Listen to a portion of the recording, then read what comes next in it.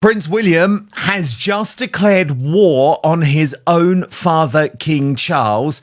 This is over the Andrew Mountbatten Windsor scandal, which is getting worse by the day, as there is now growing political pressure on the Thames Valley Police or the Metropolitan Police to just launch an investigation into the royal formerly known as Prince.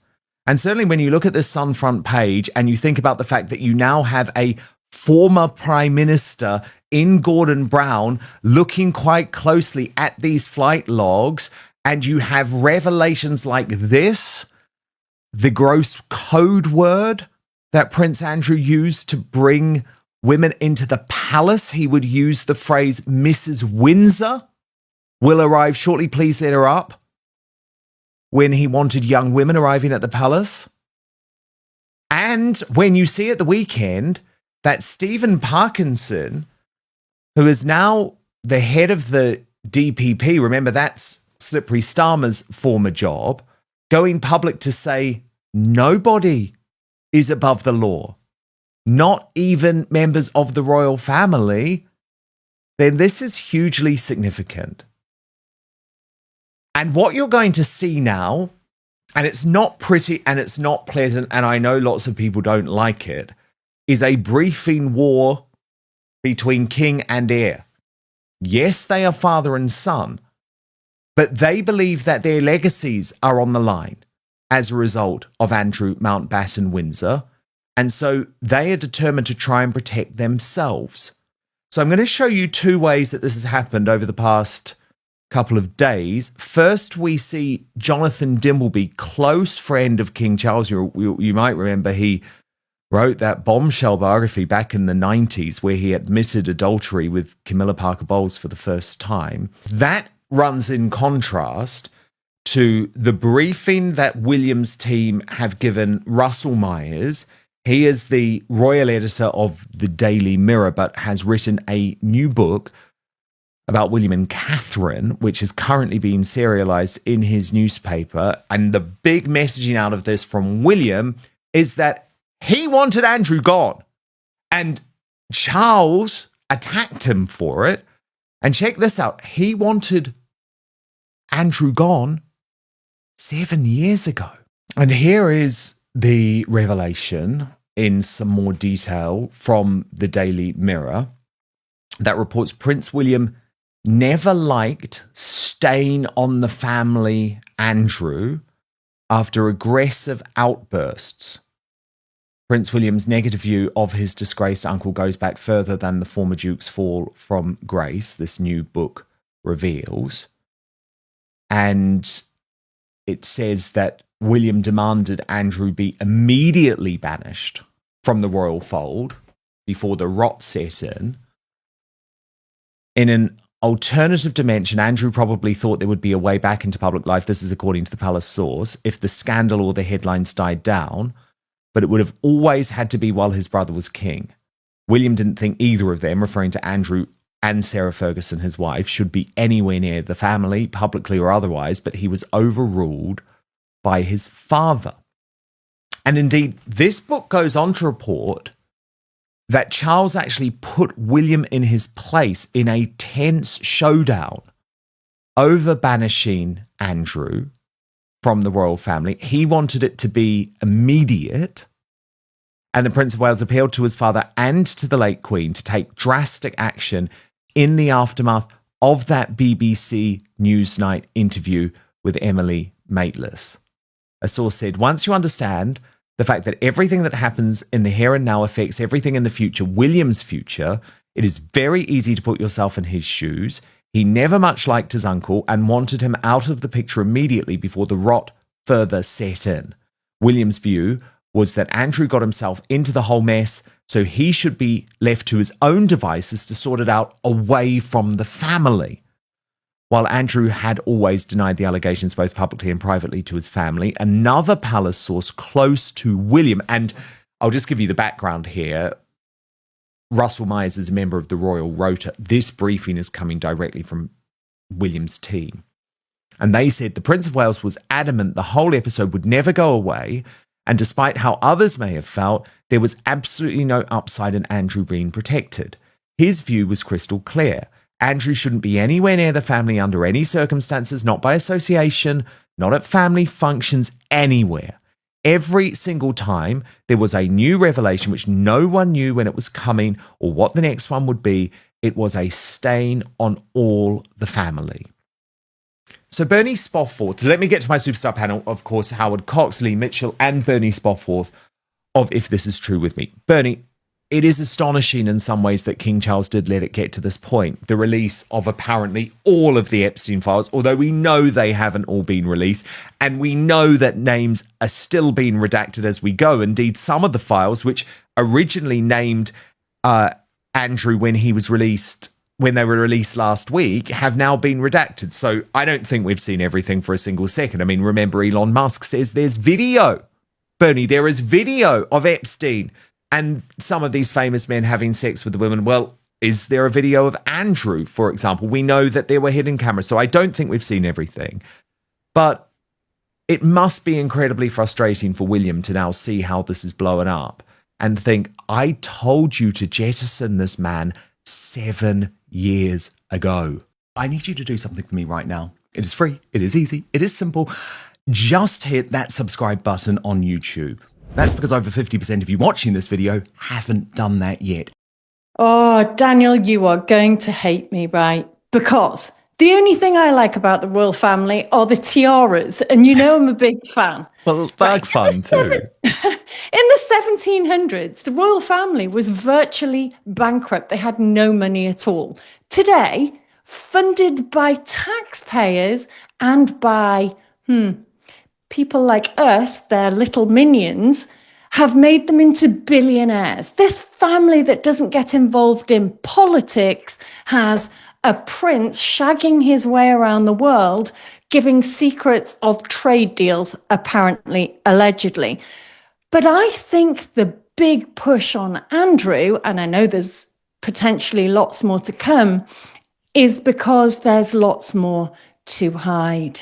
Because in our royal family, we've had Prince Charles, who for years, for 50 or 60 years, has been meddling in politics, dealing with elites, telling us what we should do whilst he becomes richer off our backs. The fact that they still own huge tranches of the country under the Duchy of Lancaster and the Duchy of Cornwall is absolutely disgraceful. And if you look at William and his big claim to fame, the Earthshot Prize, that's also funded by taxpayers and bill payers to take us down a road that we aren't even allowed to vote on.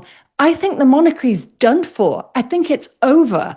And I think Andrew has started a spiral that won't be stopped, because when it all comes out about the political meddling and the financial meddling from people like Charles, for goodness sake, Beatrice, how can she be at the WEF meeting in Davos talking about entrepreneurs when her mother begs for money from a paedophile and her father's shagging everything that moves so that he can mix in elite circles? I don't want that kind of family at the head of our country at all, ever. I will take the tiaras, though, just saying, as an aside. Well, I mean, this is obviously William's fare, Howard Cox. He sees that there is this very serious risk of republicanism raising its ugly head if you are a monarchist like I am. And I think it would be the last thing that we need as a country, actually. I think it would be really something that was immediately hijacked as by the left. I can't even contemplate it, you know, and probably we'd end up with Gary Lineker or Tony Blair as president. And so, as I say, you know, we do not want to go down that path. But how do you feel about all of this? And do you think that's why William had a point? Because the thing about William, he knows the monarchy has to modernize, and he knows that Andrew is going to do ongoing damage, just like Harry and Meghan are doing ongoing damage. Well, I mean, I've listened to Bernie just then. I was very impressed with her basically a summary of the royal family. And I think to some extent, most people will agree with her at the moment. I'm a monarchist too, Dan, like you. But it's about time. This has gone on long enough. And, we just spoke about Tommy Robinson, about worrying about his protection. If he had the sort of protection that Andrew's got, that sort of thing, he'd be safe as houses. And I just do not understand how Andrew's got away with this. You call slippery Starmer. This guy is totally Teflon Andrew. Everything goes over through him. He's still got stacks of money. He's still a millionaire, as you say, and those sorts of things. He's got a family that are completely and utterly based on, they're totally mercenary in terms of finances, etc. We're hearing that, his ex-wife, or whatever you want to call her, she wants to relaunch herself and is going to go into the United Arab Emirates. All those sorts of things. And Dan, you're very au fait with this, and about what's going on. But I have lost interest in this. I'm 71 years of age, and for most of my life, I've been a devout follower of the royal family. But in the recent years, I'm sorry, it's made me physically sick to see what's going on. And non-stop front pages of Andrew and his sexual.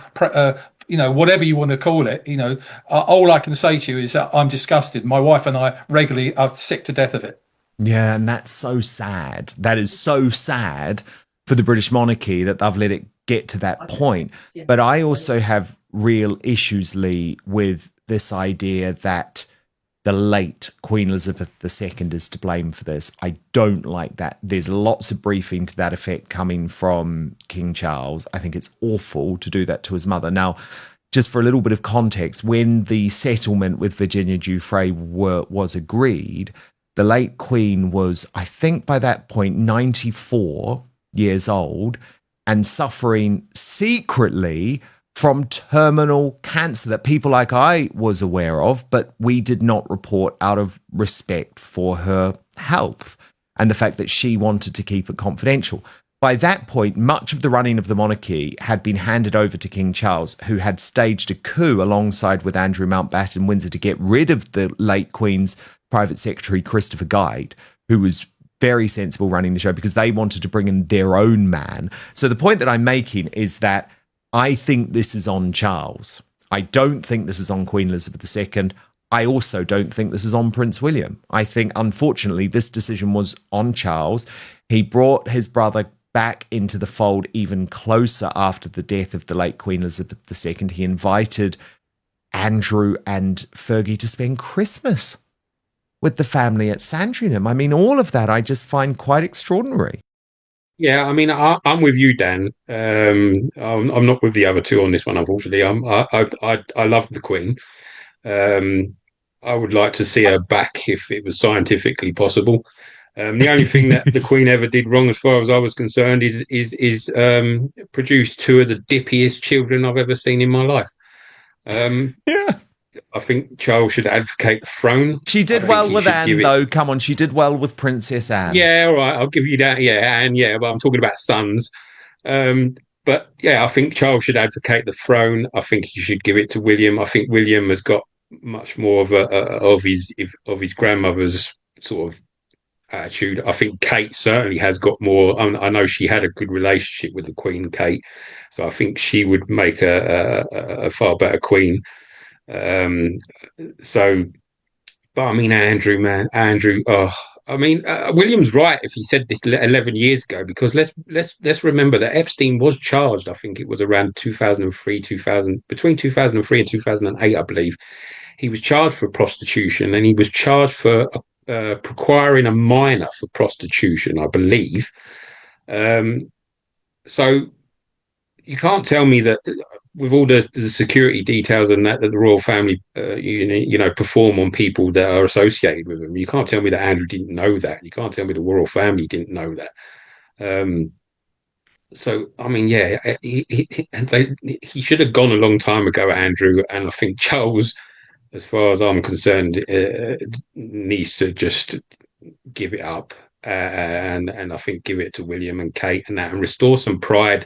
I think they would restore some pride, William and Kate, back into the family, and give us a better remembrance of what it was like when we had Elizabeth II in charge. Who I had a lot of respect for.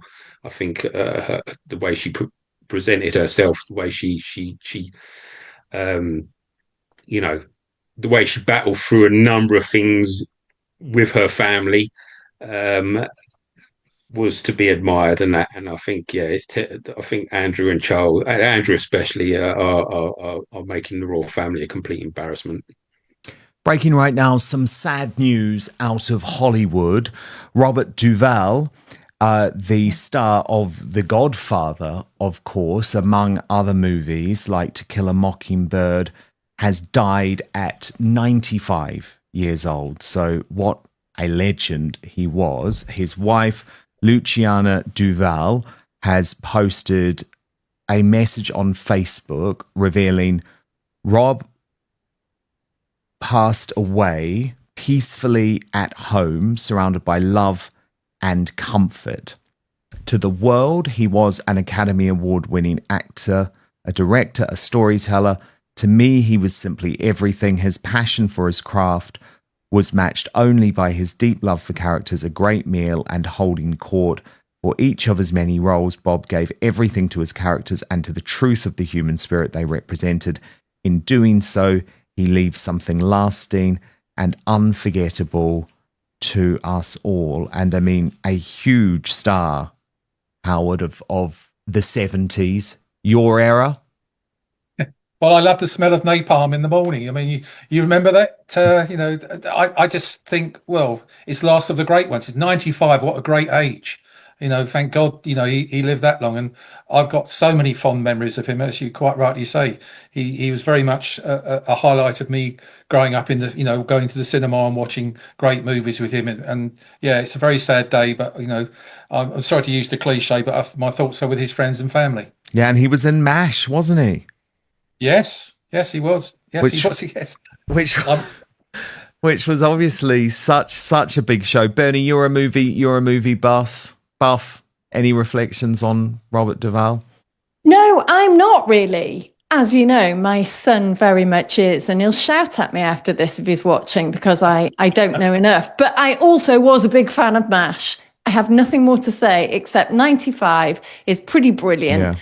And in 20 years' time, if Elon has his way, we'll all have downloaded our brains into one of his Neuralink computers and be living forever. Yeah. Lee, 95, he had four wives, but no children, which is interesting. But he had been married to Luciana since 2005. So it's a loss, isn't it? I don't like these legends going, Lee. No, I can't. Well, I can't think of anything worse than having four wives, to be quite honest with you. But that's another issue altogether. But yeah, I mean, one of my favourite movies that I ever watched, Gone in 60 Seconds. I'm a film buff. I am a car fan, and Gone in 60 Seconds is a great film. He was in that film with a pet dog that used to eat all the keys and everything else. I've seen a couple of other movies that I can't remember what they're called off the top of my head that he was in and that. And yeah, he was a great actor. 95 is a great age. He's had a good run. I'm sure he'll be exactly. 95. You've got to be happy with that. You've got to be happy with that. Well, look, you three stand by because we're about to find out which of you has won today's Union Jackass prize. But first, getting lots of feedback in over our earlier conversations, not surprisingly, in regards to this divide on the right. Thank you so much for your super chats, actually. They've been brilliant today. Lord Vader in Malaysia said, Rupert and Ben are what the UK really needs, and I'm sure many in Reform know this, but feel that right now Reform has a better footing. I think this will change and change very quickly. Deline Farrow says, hi, Daniel, farmers seem to suffer just as our farmers in South Africa do. Hope Rupert succeeds. And Cyrillian Sword says, I heard Farage couldn't sleep last night. He knew he'd wake up to his entire party imploding. I'm joking. I'm just 99% sure he couldn't sleep last night. More feedback from you here. David Q205E says, I like Rupert, but he's been an MP for just 2 years and he has no one around him with any gravitas yet. He's saying everything I want to hear, but I really don't see how he can deliver. Puds5102 says, Rupert has inspired hope. We need that. And he says what we all want out loud. Helen OD says, I am so disappointed in Suala's conversion to socialism. Awful. What on earth happened? Matthew J says, I'm so happy Rupert has done this. finally, but also hope he joins forces with Ben Habib.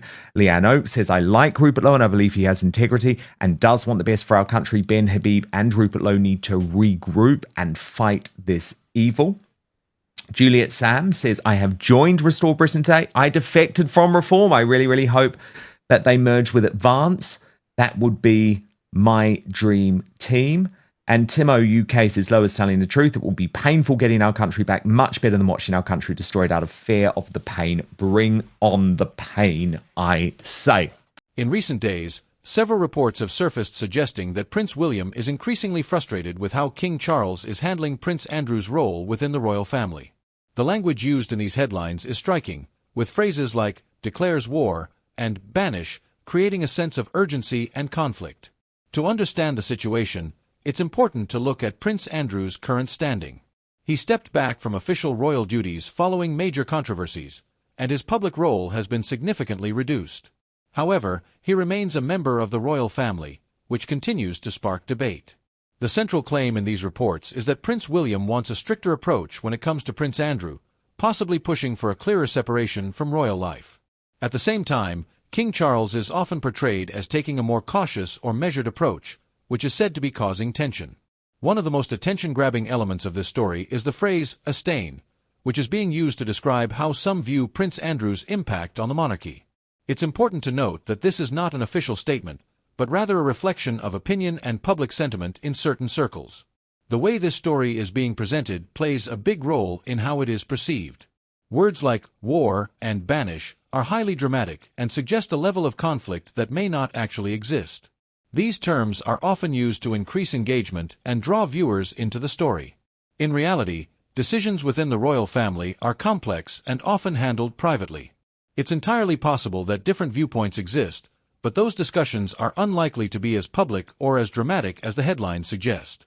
This story is gaining traction because it combines several compelling elements: a well-known controversy, high-profile figures, and the possibility of internal disagreement. These factors naturally attract public interest and media coverage. What we know for certain is limited. Prince Andrew has stepped back from public duties, and the royal family continues to manage his position carefully.